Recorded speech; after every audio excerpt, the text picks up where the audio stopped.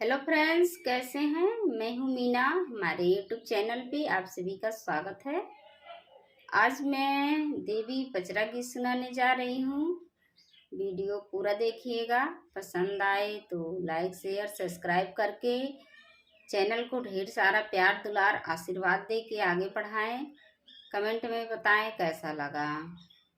विंध्याचल पहाड़वा से निकली सातो बहिनी है किती नौ जुनियाना। विंध्याचल पहाड़वा से निकली सातो बहिनी है किती नौ जुनियाना। मैया मोरी बदल आपन रूपवा है किती नौ जुनियाना। मैया मोरी बदल आपन रूपवा है किती नौ जुनियाना। पाहिली के जुनिया मैया भाई है लड़िकवा है कटोरवा लईके ना।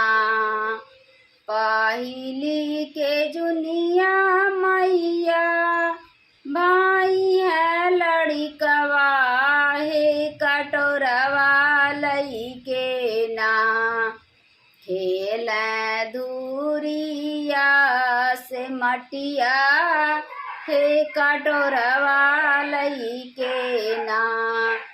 खेल दूरिया से मटिया हे कटोरवा लईके ना।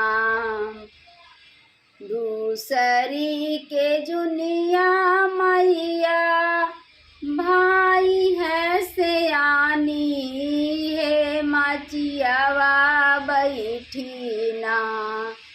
दूसरी के जुनिया मैया भाई है सयानी है मचियावा बैठी ना। मैया मोरी झार लंबी के सिया है मचियावा बैठी ना। मैया मोरी झार लंबी के सिया हे मचियावा बैठी ना। तीसरी की जुनिया मैया भाईली बुढ़ियावा है ठेहुनिया लईके ना। तीसरी के जुनिया मैया भाईली बुढ़ियावा है ठेहुनिया लईके ना।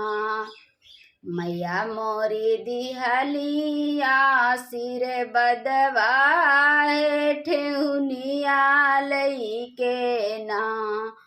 मैया मोरी दिहलिया सिर बदवा है ठेहुनिया लईके ना। विंध्याचल पहाड़वा से निकली सातो बहिनी है किती नौ जुनियाना।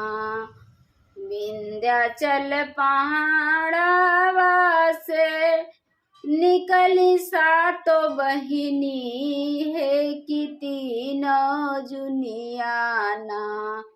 मैया मोरी बदल आपन रूपवा है किती नौ जुनियाना। मैया मोरी बदल आपन रूपवा है किती नौ जुनियाना।